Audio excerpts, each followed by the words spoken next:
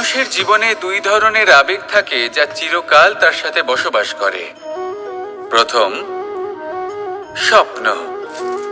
দ্বিতীয়, অজুহাত। মানুষ হাজার হাজার স্বপ্ন দেখতে পারে। আমাকে এই কাজ করতে হবে, আমাকে ওখানে ঘুরতে যেতে হবে, আমায় জীবনে এই অসম্ভব কাজ বাস্তবায়িত করে দেখাতে হবে, আদি ইত্যাদি। এবার ঠিক যেমন স্বপ্ন দেখেন সেইভাবে অজুহাতও খুঁজে নিয়ে আসেন। আমি এই স্বপ্ন পূরণ করতে পারলাম না, কারণ আমাকে কেউ সাহায্যই করলো না, কারণ আমি দুর্বল হয়ে পড়েছিলাম, কারণ আমার কাছে সময়ই ছিল না, আদি ইত্যাদি। এবার সাফল্য এবং অসফলতার মাঝখানে এই ধরনের সংঘর্ষ হতে থাকে। সাফল্য তখন লাভ করা সম্ভব যখন আপনার স্বপ্ন আপনার অজুহাতের থেকে অনেক বড় হয়, আর অসফলতা তখন পাবেন যখন আপনার অজুহাত আপনার স্বপ্নের থেকে অনেক বড় হয়। আপনি যদি সাফল্য লাভ করতে চান তাহলে চেষ্টা করতে থাকুন, পরিশ্রম করুন। যদি অসফল হন তাহলে ভয়ভীত হওয়ার কোনো প্রয়োজন নেই। নিজের ভুল বুঝুন, তাকে শুধরে নিন, আবার চেষ্টা করুন। কিন্তু যদি নিজের জীবনে অজুহাত নিয়ে আসেন তখন স্বপ্ন কখনো পূরণ হবে না। আসুন আমার সাথে ভালোবেসে বলুন, রাধা রাধা। এই সংসারের সব থেকে কঠোর ধাতুর মধ্যে একটি হলো লোহা। লোহা দিয়ে আমরা অনেক অস্ত্র শস্ত্র লাভ করি, অনেক বস্তুও লাভ করি। এবার এই লোহাকে কাটার জন্য, একে কোনো আকার দেওয়ার জন্য কি প্রয়োগ করতে হয়? লোহা। এবার এই কথাটা আমরা সকলেই জানি যে লোহার দ্বারাই লোহাকে কাটতে হয়। এবার এই কথা আমি আপনাকে কেন বলছি? এরপরে খুব বড় একটা প্রশ্ন আসে যা খুব বড় শিক্ষা দিয়ে যায়। এটা কেন হয় যে আমরা একটা লোহা দিয়ে একটা লোহাতে আঘাত করছি, কিন্তু যে লোহা দ্বারা আঘাত করছি তার আকার বদলাচ্ছে না, যার ওপর প্রহার করছি তার আকার বদলাচ্ছে? এতে পার্থক্যটা কোথায়? পার্থক্য হলো তাপমাত্রার। দেখুন, যে লোহাকে আমরা কাটতে চাই তার তাপমাত্রা বাড়াতে হয়, তাকে গরম করতে হয়। আর যে লোহা দ্বারা আমরা আঘাত করতে চলেছি সেই লোহা আমাদের ঠান্ডা রাখতে হয়। অর্থাৎ ঠান্ডা লোহা গরম লোহাকে কেটে দেয়। এবার এই শিক্ষা কি আমাদের জীবনে যথেষ্ট নয়? আমাদের জীবনে অনেক সমস্যা আসতে পারে, কিন্তু আমাদের এই বিষয়ে বিশেষ খেয়াল রাখতে হবে যে আমাদের মনকে আমরা যেন ঠান্ডা রাখি, এই মস্তিষ্ককে শান্ত রাখতে হবে। যদি আমরা ক্রোধ বা ঈর্ষার আগুনে জ্বলতে থাকি, বিদ্বেষের আগুনে জ্বলতে থাকি, তাহলে আমরাও সেই লোহার মতোই হয়ে যাব যার তাপমাত্রা অত্যন্ত বেশি। তখন যে কেউ এসে আমাদের বিচ্ছিন্ন করে চলে যাবে। মনে রাখবেন, যিনি যত বেশি স্থির বুদ্ধির অধিকারী, যিনি হলেন সব থেকে বেশি শান্ত, তিনি হলেন সব থেকে বেশি বলশালী। তাহলে শান্ত থাকুন আর আমার সাথে ভালোবেসে বলুন, রাধা রাধা। মানুষের দুটো রূপ রয়েছে। এক, আমাদের এই মুখ যা শুধুই চোখে দেখা যায়, আর দ্বিতীয় আমাদের এই মন যা শুধুমাত্র অন্তরাত্মা দ্বারা দেখা যায়। এবার আমাদের এই মুখ তা ঈশ্বর সকলকেই আগে থেকেই প্রদান করেছেন, কিন্তু এই মন কেমন হবে তা আমাদের জীবনের অনুভূতি এবং আমাদের জীবনের লক্ষ্য এগুলি সুনিশ্চিত করে। অর্থাৎ নেত্র দিয়ে দেখা যায় আমাদের এই মুখ, তা শুধুই এই কারণে প্রয়োজন যাতে সংসার আমাদের দেখতে পায়, আমাদের চিনতে পারে। কিন্তু যদি এই সংসারে আপনি প্রকৃত অর্থে মান সম্মান লাভ করতে চান, তাহলে নিজের অন্তরাত্মাকে আপনাকে বিকশিত করতেই হবে। দেখুন, কথায় আছে এই যে অসুর, তা শারীরিকভাবে উপস্থিত নয়, তা মনের মধ্যে থাকে। যদি এই মন থেকে অসুরকে বের করে দেওয়া যায় তাহলে শরীরে তা উপস্থিত থাকবেই না। তাই মনকে শুদ্ধ করুন আর আমার সাথে ভালোবেসে বলুন, রাধা রাধা। পরিশ্রম। এই শব্দগুলি শুনতে হয়তো ছোট মনে হয়, কিন্তু এর মূল্য অনেকটাই অধিক। এবার প্রয়াসও কিন্তু দুই ধরনের হয়। একটা প্রয়াস তাই যা আমরা নিজের মন থেকে, অন্তর থেকে সমগ্র শক্তি দিয়ে করার চেষ্টা করি। এবারে এই প্রয়াস প্রচেষ্টার নামান্তর। কিছু প্রয়াস এমনও হয় যেমন দ্রুত ক্রীড়া খেলা। মানুষ বলেন, আজ একটু প্রয়াস করি, একটু দ্রুত ক্রীড়া খেলেই দেখি, যদি বিজয়ী হই তবে ভালো ব্যাপার, যদি না হই তবে আর কখনো খেলবো না। এটাও কিন্তু প্রয়াস, কিন্তু এই প্রয়াস পরিশ্রম নয়। পাণ্ডবদের দেখুন, ওনারা যখন পরিশ্রম করেছিলেন তখন খাণ্ডবপ্রস্থকেও ইন্দ্রপ্রস্থ বানিয়েছিলেন। দ্রুত ক্রীড়া খেললেন, সেই মুহূর্তেই ইন্দ্রপ্রস্থ হারিয়ে ফেললেন। পরিশ্রম করলেন, সগৌরবের রাজা হলেন। দ্রুত ক্রীড়া খেললেন, তখন এক মুহূর্তে রাজা থেকে নিঃস্ব হয়ে গেলেন। সারমর্ম এটাই যে দ্রুত ক্রীড়া কখনো কখনো আপনার মিত্র হতে পারে, কখনো সে আপনাকে বিজয়ী করতে পারে, কিন্তু প্রয়াস এবং পরিশ্রম যখন একসাথে মিলিত হয় তখন তা সর্বদাই আপনার সাথে থাকে। প্রয়াস করতে থাকুন, পরিশ্রম করতে থাকুন, আর আমার সাথে ভালোবেসে বলুন, রাধা রাধা। কখনো কোনো চাতককে দেখেছেন? একটা চাতক বর্ষার জন্য অপেক্ষা করে, সেই বর্ষার জলে নিজের তৃষ্ণা নিবারণ করে, নয়তো সারা বছর তৃষ্ণার্ত থেকে যায়। ও আকাশের দিকে তাকিয়ে থাকে আর অপেক্ষা করে যে কবে বর্ষা হবে আর কবে আমি আমার তৃষ্ণা নিবারণ করব। সেখানে অন্যদিকে একটি কাক বা একটা পায়রা, এরা কি করে? যেখানে জল পায় পান করে নেয়, যেখানে খাবার পায় খেয়ে নেয়, আত্মীয় স্বজন বন্ধু বান্ধব যাকেই পায় তার সাথে সময় কাটায়, খাবার খায় আর চলে যায়। এবার এদের মধ্যে মিল কোথায়, পার্থক্য কোথায়? দুজনের কাছেই ডানা রয়েছে, দুজনেই উড়তে পারে। এই আকাশ হলো ওদের, খাবারের দানা ওদের। পার্থক্য হলো তাদের অভিলাষার, পার্থক্য হলো তাদের আকাঙ্ক্ষার, পার্থক্য জীবন যাপনের ধরনের। এবার যত বেশি আকাঙ্ক্ষা থাকবে, যত দামি জীবন যাপন করার ইচ্ছে থাকবে, তত বেশি কষ্ট আপনাকে সহ্য করতে হবে। আবার অন্যদিকে জীবন যত সরল হবে, জীবন যাপন যত সরল হবে, সমস্যা ততটাই কম হবে। তাই সবসময় চেষ্টা করবেন আপনার মানসিকতা এবং আপনার জীবন যেন সরল হয়। ভালোবাসতে থাকুন, যদি কেউ আপনাকে ভালোবাসে তাকেও আপনি ভালোবাসা ফিরিয়ে দিন। তাদের সাথে কথা বলুন, কিছু তাদের কথা শুনুন, কিছু নিজের কথা বলুন, দেখবেন সকল তাপ উত্তাপ দূর হয়ে গেছে। এটাই তো হলো জীবনের সারমর্ম। তাই প্রেমে থাকুন, ভালোবাসুন, আর ভালোবেসে আমার সাথে বলুন, রাধা রাধা। একবার একজন সাধক ওনার শিষ্যদের একটা কাজ দিলেন, একটা দুর্লভ জড়িবুটি নিয়ে আসতে বললেন। এতটাও কঠিন কাজ সেটা ছিল না, কারণ সকল শিষ্য জানতেন যে এই দুর্লভ জড়িবুটি কোথায় পাওয়া যায়। পর্বতের শিখরে। কঠিন কাজ কোনটা? সেখানে পৌঁছনোর সেই পথ, যা ছিল কাঁটায় জর্জরিত, পাথরে পরিপূর্ণ, যেখানে পিছলে পড়ার আশঙ্কা রয়েছে এবং গভীর ক্ষত পেতে পারে সবাই। এবার বেশ কয়েকজন শিষ্য গেলেন, তার মধ্যে কয়েকজনই সেই জড়িবুটি নিয়ে আসতে পারলেন। কারণটা কি ছিল?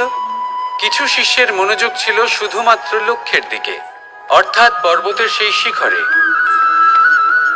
কিছু শিষ্যের মনোযোগ ছিল পথের এই সংকটগুলির ওপর। কিছুজন নিজের সমস্ত মনোযোগ, সমস্ত শক্তি কেন্দ্রীভূত করলেন শুধুমাত্র লক্ষ্যের দিকে। বাকিরা মনোনিবেশ করলেন এই সংকটের থেকে নিজেকে বাঁচাতে। কিন্তু যাদের মনোযোগ শুধু লক্ষ্যের দিকে ছিল, শুধু তারাই জড়িবুটি নিয়ে আসতে পারলেন। কারণ কি ছিল? একটা সহজ ব্যাপার যা আমাদের বুঝতে হবে। আমরা যদি লক্ষ্যে পৌঁছতে চাই, তাহলে বিপদের সম্মুখীন তো আমাদের হতেই হবে, আর কোনো বিকল্প নেই। যন্ত্রণাও হবে, পায়ে কাঁটাও হয়তো ফুটতে পারে, হয়তো পড়েও যেতে পারেন, হয়তো রক্তপাতও হতে পারে। কিন্তু তার সাথেই সাফল্য অর্জনের যে আনন্দ, সেটাও পাওয়া যায়। সেই জন্য নিজের মনোযোগ সবসময় লক্ষ্যের দিকে রাখুন, পথের সেই বিপদগুলির দিকে নয়। সত্যি কথা বলতে এই বিপদ, এটা কিছুক্ষণের, আজ আছে কাল নাও থাকতে পারে। কিন্তু যদি লক্ষ্যকে প্রাপ্ত করতে পারেন, তাহলে তার আনন্দ আপনার সাথে সারা জীবন রয়ে যাবে। তাহলে লক্ষ্য প্রাপ্ত করুন আর আমার সাথে ভালোবেসে বলুন, রাধা রাধা। ওমা, এ কি? আমি কখন থেকে এখানে অপেক্ষা করছি, হাত পেতে দাঁড়িয়ে রয়েছি যাতে একটা ফল আমার হাতে এসে পড়ে এবং সেটা আমি খেতে পারি। কখন থেকে অপেক্ষা করছি, কিন্তু সেটা হচ্ছেই না। এবার আপনি বলবেন যে এসব কি বলছি, এ কি অদ্ভুত কথা বলছি। যদি ফল খেতে হয় তাহলে আমাকে বৃক্ষে চড়তে হবে, ফলের কাছে পৌঁছতে হবে, তবেই তো ফল পাবো। এবারে এটা অত্যন্ত সহজ ব্যাপার, কিন্তু এই বিষয়টা আপনি নিজের জীবনের প্রসঙ্গে ভেবে দেখুন। লক্ষ্য কোথায় আছে আপনি জানেন, সেই লক্ষ্যে পৌঁছানোর পথ কি সেটাও আপনি জানেন, সেই পথে চলার ক্ষমতাও আপনার রয়েছে, কিন্তু তাও আপনি নিজের লক্ষ্য লাভ করতে পারছেন না। কেন? কারণ আপনি অপেক্ষা করছেন যে লক্ষ্য আপনার সামনে চলে আসবে, কিন্তু তা হয় না।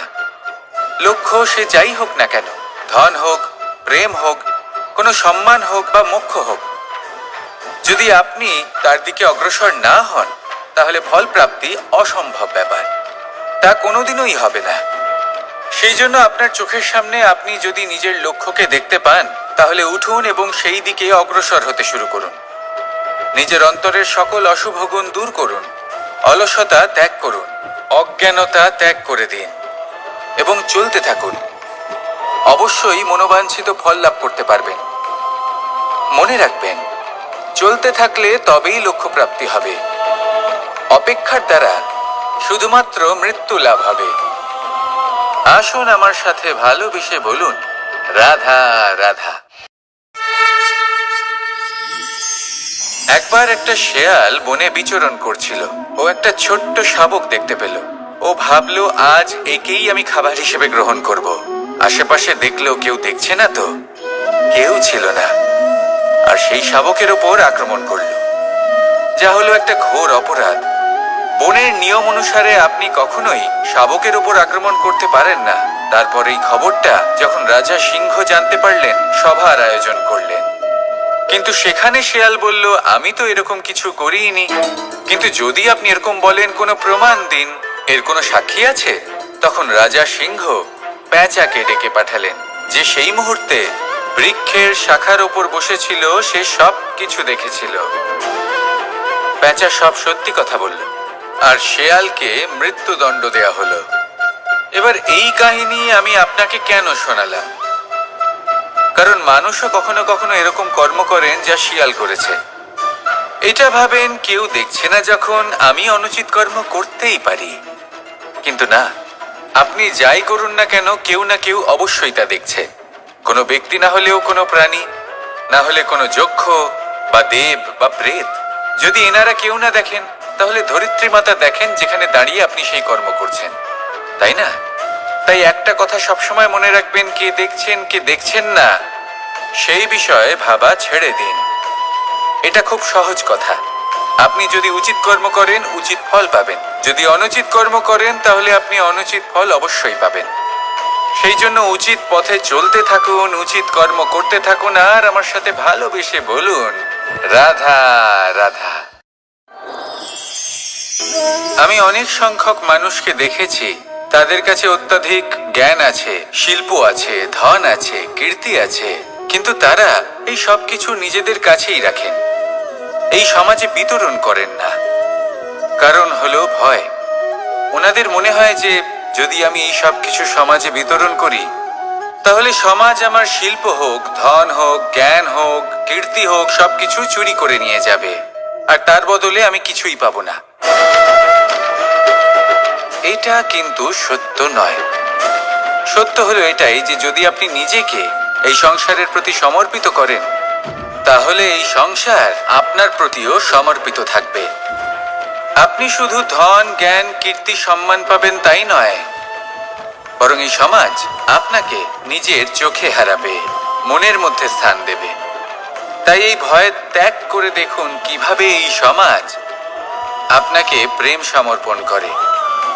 আসুন আমার সাথে ভালোবেসে বলুন, রাধা রাধা।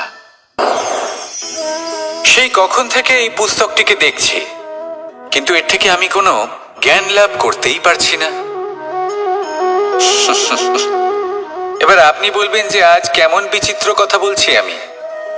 যদি এই পুস্তক থেকে আমাকে জ্ঞান লাভ করতে হয় তাহলে শুধুই তাকিয়ে থাকলে হবে না, আমাকে এই পুস্তককে খুলতে হবে, পড়তে হবে, তাকে বুঝতে হবে, তবেই তো জ্ঞান প্রাপ্তি হবে। বড়ই সহজ একটা ব্যাপার, কিন্তু একে যাপন করা অত্যন্ত কঠিন, তাই না? আপনি নিজেকেই দেখে নিন, আপনার কাছে অনেক জ্ঞান রয়েছে। সহজ থেকে সহজতর জ্ঞানের কথা যদি বলি, আপনি এটুকু তো জানেন যে সত্যি কথা বলা ভালো কাজ, দান করা হলো পুণ্যের কাজ। আপনি জানেন যে পরিশ্রম করলে সাফল্য আসবে। এই জ্ঞান তো আমাদের কাছে রয়েছে, এমন অনেক জ্ঞান আমাদের কাছে রয়েছে, কিন্তু আলস্যের কারণে, অবহেলা করে আমরা শুধু এই জ্ঞান প্রয়োগ করতে পারি না। সেই জ্ঞান যাপন করা শুরু করুন, জীবনে প্রয়োগ করতে শুরু করুন। এই মন প্রত্যেকটি মুহূর্তে প্রসন্ন থাকবে, আর লক্ষ্যপ্রাপ্ত করে এই মন বলবে রাধা রাধা। ফলটা দেখছেন আপনি? এটা সেই ফল যেটা গাছের সবচেয়ে উঁচু ডালে পাওয়া যায়, কিন্তু যখন এটা খসে পড়ে তখন এটা আকাশের দিকে যায় না যা ওপরে আছে, সে যায় সেই ভূমির দিকে যে নিচ থেকে তার দিকে তাকিয়ে থাকে। কেন? কারণ এই ফলের নিজের উচ্চতার ধারণা মাটির থেকে নিজের দূরত্ব দেখে হয়। এই ব্যাপারটাই আমাদের মানুষের জন্যও খাটে। যদি আপনি সম্পন্ন হন তাহলে তাদের সাহায্য অবশ্যই করবেন যাদের সামর্থ্য আপনার থেকে কম, যাদের সাহায্যের অত্যন্ত প্রয়োজন। আপনার সামর্থ্য বেশি কারণ তাদের আপনার থেকে সামর্থ্য কম। দেখুন, জীবনে আনন্দ শুধু বড় হওয়ায় নয়, বরং তাদের সাহায্য করেও আছে যারা কোনো কারণবশত আপনার থেকে নিচে রয়ে গেছেন। আর যখন একটা ফল এই কথাটা বুঝতে পারে তখন আপনি নয় কেন? রাধা রাধা। সময় বড়ই বিচিত্র অনুভব দেয়। যখন অপেক্ষা করছেন তখন অনেক লম্বা হয়ে যায়। প্রতিটা মুহূর্ত একটা গোটা দিনের মতো মনে হয়।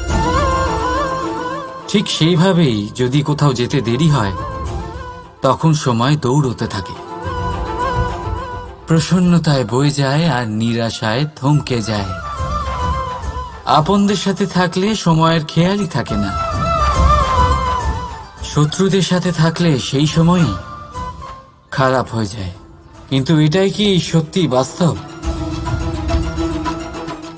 না, সময় তো সময়ই হয়, নিজের গতিতেই চলে সে। শুধু সেই গতির আভাস আমাদের মানসিক অবস্থা অনুযায়ী বদলে যেতে থাকে। তাই এই সমস্যা সময়ের নয়, আমাদের মানসিকতা। তাই নিজেকে খুশি রাখুন, অন্যদেরও খুশি রাখুন। আগের সমস্ত ঘটনা ভুলে যান আর একটা উজ্জ্বল ভবিষ্যতের দিকে অগ্রসর হন। সময় সবসময় ভালোই লাগবে। প্রেম করুন সবার সাথে, সময় সবসময় সুখেই কাটবে। রাধা রাধা। অগ্নি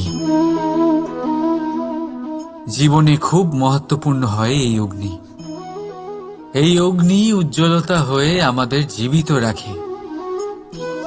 কিন্তু ভাবুন, যদি এই উজ্জ্বলতা ক্রোধের অগ্নি হয়ে দিকভ্রষ্ট হয় তাহলে কি হবে?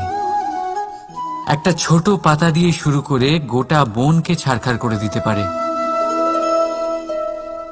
ঠিক সেরকমই মানুষের ক্রোধের আগুনও অন্যদের তো ভস্ম করেই, কিন্তু তার পূর্বে স্বয়ং নিজেকেই ভস্ম করে দেয়। তাহলে কি করা যায়? কি করে নিয়ন্ত্রণ করা যায় তাকে? উত্তর হলো তাতে জল ঢেলে দিয়ে, জলের মতো বইতে দিন একে। ঠিক সেইভাবে যেমন সূর্য নিজের অগ্নিকে তেজ বানিয়ে আপনার কাছে পৌঁছে দেয়। এটাই পার্থক্য সূর্যের অগ্নি আর ক্রোধের অগ্নির মধ্যে। সূর্যের অগ্নি বিচ্ছুরিত হয়ে প্রতিফলিত হয়ে আসে, আর সেই জন্যই তাকে তেজ বলা হয়। অন্যদিকে আমাদের ক্রোধের আগুনের কোনো সীমাই থাকে না। তাহলে নিজের অন্তরের শক্তিকে ক্রোধের আগুন বানিয়ে জ্বালাতে চান, নাকি উজ্জ্বলতা বানিয়ে বিস্তারিত করতে চান? সিদ্ধান্ত আপনার। রাধা রাধা। এই সংসার অনেকটাই বড়, আর আমরা তার কাছে অত্যন্ত নগণ্য। এই সংসারে এমন অনেক মানুষ পাওয়া যায় যারা বোঝান যে এই সংসারটা কতটা বড়, কতটা অদ্ভুত, কতটা সুন্দর। আর এই সংসার রচনা করে পরমেশ্বর কত মহান এক কাজ করেছেন। কিন্তু আপনি এই জীবনে মাত্র কয়েকজন মানুষকেই পাবেন যারা আপনাকে এটা বলবেন যে এই সংসারে আপনি কতটা গুরুত্বপূর্ণ, আপনি কতটা অদ্ভুত। যদি আপনি তাদের সাথে থাকেন তাহলে তারা নতুন কিছু সৃষ্টি করতে পারেন, এই সংসারকে আরো কতটা পবিত্র করতে পারেন। তাই এই সংসারকে গুরুত্ব না দিয়ে সেই মুষ্টিমেয় কিছু মানুষকে গুরুত্ব দিন, কারণ তারাই হলো আপনার আপনজন, আর তারাই আপনাকে সঠিক পথে চালিত করবে। মানুষকে তো বর্ষার স্রোতও বই নিয়ে যেতে পারে, তাকে সাগরও ডুবিয়ে দিতে পারে, কিন্তু গঙ্গা জল সবচেয়ে বেশি শুদ্ধ, কারণ তার কয়েক ফোঁটা মানুষকে মুক্ত করে দেয়। রাধা রাধা। এ হলো একটা পাতলা সুতো। ভাবছি যদি এটা দিয়ে আমি পোশাক বানাই তাহলে নিজের জন্য কত সুন্দর একটা পোশাক বানাতে পারবো। কিন্তু যদি এটা আমি, চিন্তা করবেন না,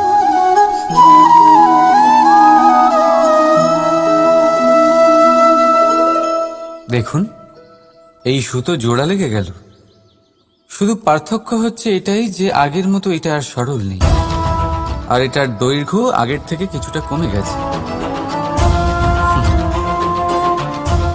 এই সংসারে প্রেমের সাথেও ঠিক এটাই হতে পারে।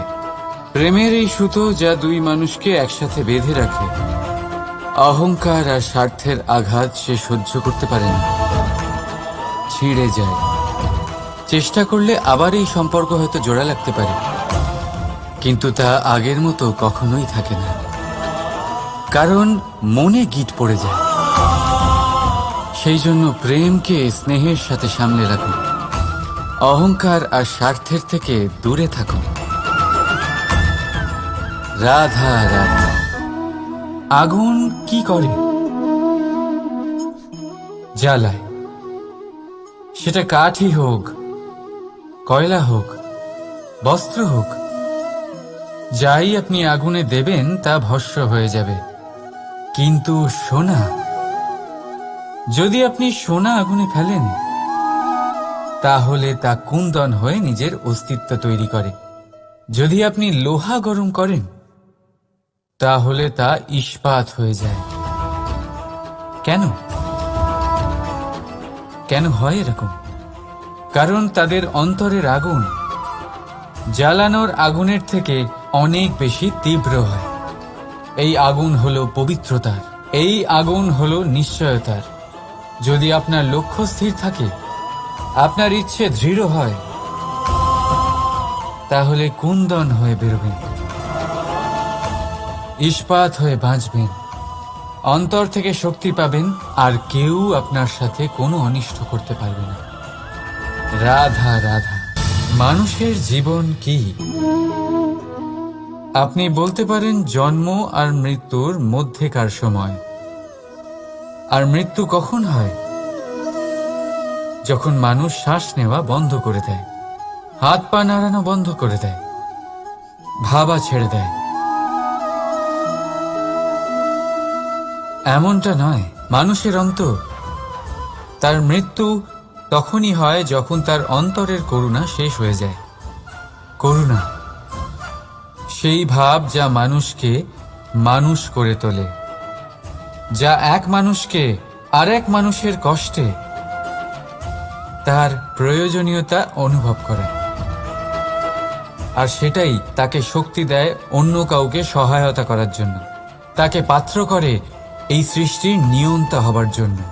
দেখুন, এই সংসারে মৃত্যু কেবলমাত্র একবারই হয়, তাই তার আগে কেন মরব?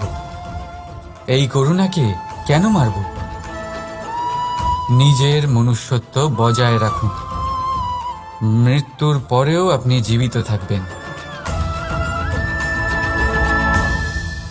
রাধা রাধা। এটা হলো সূচ,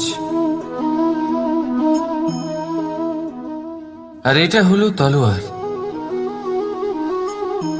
এবারে আপনারা বলুন, আপনাদের দৃষ্টিকোণ থেকে এই দুই বস্তুর মধ্যে কোনটা বেশি শক্তিশালী আর গুরুত্বপূর্ণ হতে পারে? আপনি বলবেন তলোয়ারই সবচেয়ে শক্তিশালী বা গুরুত্বপূর্ণ। আচ্ছা, মানলাম যে তলোয়ার বেশি ভারী হয়। তলোয়ার আপনাকে যুদ্ধে বিজয়ী করে, যুদ্ধে শত্রুর বিনাশ করে, কিন্তু তলোয়ার দিয়ে আপনি কখনো আপনার বস্ত্র সেলাই করতে পারবেন না। যদি আপনার পায়ে কাঁটা ফুটে যায়, তা আপনি তলোয়ার দিয়ে বের করতে পারবেন না। আপনাকে সূচের ব্যবহার করতেই হবে। এবারে বলুন, তলোয়ার পেয়ে যাওয়ার পরে এইভাবে সূচকে হারিয়ে ফেলা কি ঠিক হবে?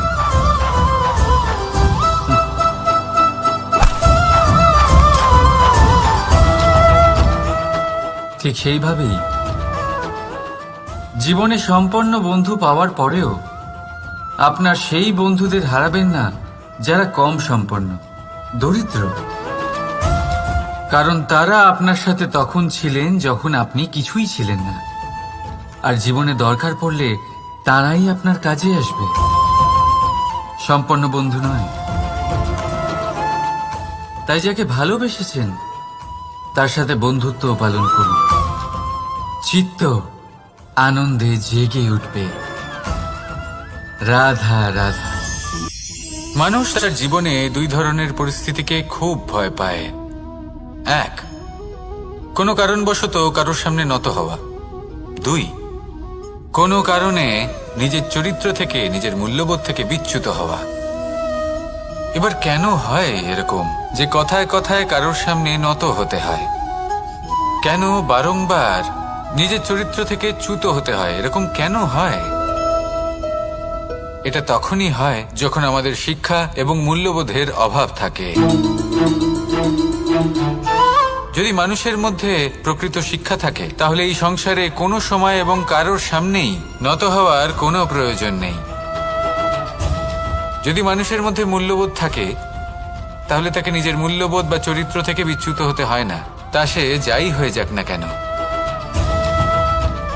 কোনো বালককে যদি জন্ম থেকেই সুশিক্ষার অধিকারী করা হয়, শিক্ষিত করা হয়, মূল্যবোধের অধিকারী করা হয়, তবে সে এই সংসারে এমন কর্ম করবে যাতে সে নিজেকে, নিজের পরিবারকে, সমগ্র সমাজকে গর্বিত করতে পারে। শিক্ষা লাভ করুন, মূল্যবোধ লাভ করুন, এবং আমার সাথে ভালোবেসে বলুন রাধা রাধা। এই সংসারে কোনো বস্তু হোক বা ব্যক্তি হোক, তার একার গুরুত্ব কিন্তু খুব বেশি নয়। একটা উদাহরণ হিসেবে বৃষ্টির ফোঁটাকে ভেবে দেখুন। যদি একটি বৃষ্টির ফোঁটা হয় তাহলে তার খুব বেশি গুরুত্ব থাকে না, কিন্তু যখন সহস্র বৃষ্টির ফোঁটা মেঘের মধ্যে দিয়ে ঝরে পড়ে, তখন সেটা বর্ষার রূপ ধারণ করে। সেই বর্ষা যা এই প্রকৃতিকে শান্ত করে। সেইভাবেই পাথরের ছোট টুকরো, তার খুব বেশি গুরুত্ব থাকে না, কিন্তু যখন অসংখ্য পাথরের টুকরো একত্রিত হয় তখন তা পর্বতের আকার ধারণ করে। সেইভাবেই কিছু মানুষ যখন একত্রিত হন তখন তৈরি হয় পরিবার, কিছু পরিবার যখন একত্রিত হয় তখন তৈরি হয় সমাজ, যখন অনেক সংখ্যক সমাজ একত্রিত হয় তখন তৈরি হয় রাজ্য। এবার এই রাজ্যের সবথেকে গুরুত্বপূর্ণ ব্যক্তি হতে পারেন রাজা, কিন্তু তাও সেই রাজা একা কিছু করতে পারেন না। যুদ্ধ লড়ার সময় তারও নিজের সৈন্যদলকে প্রয়োজন পড়ে। কিন্তু এই সংসারে এমন একজন ব্যক্তি আছেন যিনি একাই সব কাজ করতে থাকেন, এবং সেই ব্যক্তি হলেন মা। আমাদের জীবনে একজন পিতার ভূমিকা কিন্তু নিঃসন্দেহে অমূল্য, কিন্তু আমাদের সকলের জীবনে যে ভূমিকা একজন মায়ের তা অন্য কারোর থাকে না। একজন মা একাই সন্তানকে বড় করতে পারেন, সংস্কারী করে তুলতে পারেন, তার জন্য পরিশ্রম করেন। আর এত কিছু কাজ করার পরেও তার কাজের জন্য তিনি প্রশংসা অবশ্য পান না। উল্টে যদি সেই সন্তান অনুচিত পথে চালিত হয়, অনুচিত কর্ম করে, তখন সেই মাকেই অপবাদের পাত্র হয়ে উঠতে হয়। আমাদের জীবনে মায়ের যোগদান কতটা সেটা বুঝুন। আপনাকে বড় করে তোলার জন্য উনি কতটা পরিশ্রম করেছেন সেটা বুঝুন। আজ থেকে, এখন থেকে, এই মুহূর্ত থেকে মাকে সম্মান করতে শিখুন। যখন সময় পাবেন, যখন সুযোগ হবে, তখন তার প্রশংসা করুন। ওনারও ভালো লাগবে। আর মায়ের এই মমতার জন্য, তার এই ভূমিকার জন্য আসুন সবাই মিলে আমরা তাকে প্রণাম করি। আর সকলে মিলে ভালোবেসে বলি, রাধা রাধা। মানুষের মানসিকতা এমন হয় যে সে যতটা করে আশা করে যে তার থেকে অনেক বেশি তার বদলে সে পাবে। দেখুন, সবকিছুই আপনার ভাবনা চিন্তার উপর নির্ভর করছে। আপনি যদি ফলের বিষয়ে ভেবে কর্ম করতে থাকেন তাহলে সেটা অনুচিত। জীবনের আসল আনন্দ হলো নিজের কর্ম করতে থাকা, ফলের চিন্তা করা উচিত নয়। যদি আপনি এরকম ভাবেন যে আমি এতটা করছি, আমার এতটা পাওয়া উচিত, সেই ভাবনা অনুচিত। যদি আপনি সেবার মানসিকতা নিয়ে কর্ম করতে থাকেন, কর্মচক্রে প্রবাহিত হন, যদি আপনি এমন ভাবনা রাখেন যে আমি এতটা পাচ্ছি তাই এর থেকে অনেক বেশি আমি কর্ম করব, তাহলে নিশ্চিতরূপে আপনি যতটা করছেন তার থেকে অনেক বেশি আপনি পাবেন। আপনার আশার থেকে অনেক বেশি আপনি পাবেন। শুধু জীবনে অনেক বেশি কাজ করতে থাকুন, ফলের চিন্তা করবেন না। আর মনে রাখবেন, এই ভাবনাই সব থেকে বড় বীজ। কর্মের উপর বিশ্বাস রাখুন। জীবনে যা যা আপনি চান সবই সুখময় হবে। আসুন আর আমার সাথে ভালোবেসে বলুন, রাধা রাধা। আপনি কখনো পর্বতের শিখরে উঠেছেন? আপনি দেখতে পাবেন পর্বতের পদতলে প্রচুর সুন্দর ফুল রয়েছে, সবুজ বনানী রয়েছে। যত আপনি ওপরে উঠতে থাকবেন তত ফুল কমতে থাকবে, সবুজ বনানী কমতে থাকবে। আরো কিছুটা ওপরে উঠলে কাঁটা জাতীয় গাছ দেখতে পাবেন, শুকনো গাছ দেখতে পাবেন। আরো যদি ওপরে ওঠেন তাহলে পাষাণ দেখতে পাবেন। আরো উপরে উঠলে হিমখণ্ড দেখতে পাবেন। এই যে পর্বত, তা মনুষ্য জীবনের সব থেকে উত্তম উদাহরণ। মানুষ যখন সাফল্যের শিখরে পৌঁছতে চান, মহানুভবতার শিখরে পৌঁছতে চান, পথে যত আস্তে আস্তে উপরে উঠতে থাকেন ততই ভৌতিক বস্তু তার থেকে বিচ্ছিন্ন হতে থাকে। যদি তিনি সেই ভৌতিক বস্তুগুলি ত্যাগ না করতে পারেন তাহলে কখনোই সেই স্থানে পৌঁছতে পারবেন না। আর মানুষ যদি উচিত ত্যাগ করতে পারেন, পথে অগ্রসর হতে থাকেন, এগোতে থাকেন, তাহলে একদিন না একদিন তিনি মহানুভবতার, জ্ঞানের, সাফল্যের হিমের স্বাদ অবশ্যই লাভ করবেন। মনে রাখবেন, মানব জীবনের ত্যাগ হলো অত্যন্ত গুরুত্বপূর্ণ অংশ। আসুন আমার সাথে ভালোবেসে বলুন, রাধা রাধা। আপনি কখনো কোনো বাজকে নিজের বাসা বানাতে দেখেছেন? এই বাজ যখনই কোনো বাসা বানায় তখন উঁচু গাছের ডালে বা কোনো পর্বতের শিখরে বাসা বানায়, অনেক উচ্চতায়। আর সেখানে তার সন্তানও জন্মগ্রহণ করে। যখন এই সন্তানেরা জন্মায় তখন এই বাজ খুবই ভালোবেসে এবং খুব সাবধানে এদের পালন পোষণ করে। নিজের ঠোঁট দিয়ে তাদের ঠোঁটে খাবার পরিবেশন করে। কিন্তু যেই সেই সন্তানেরা হৃষ্টপুষ্ট হয়ে যায় এবং সেই কথা বাজ নিজে বুঝতে পেরে যায়, সেই বাজ নিজেই সেই বাসা ছিন্ন ভিন্ন করে দেয়। সেই সন্তান যাদের সবেমাত্র ডানা গজিয়েছে, কিভাবে উঠতে হয় তারা জানে না, সেই সন্তানগুলিকে উচ্চতা থেকে ঠেলে দেয়। সেই সন্তান প্রথমে ভয়ভীত হয়ে যায়। তারা সামনে মৃত্যুকে দেখতে পেয়ে ভয়ের কারণে তাদের ডানা ঝাপটাতে থাকে। আর সেই প্রক্রিয়াতেই সেই সন্তানগুলি উড়তে শুরু করে দেয়। এবার এই ঘটনায় আমরা কি শিক্ষা পেতে পারি?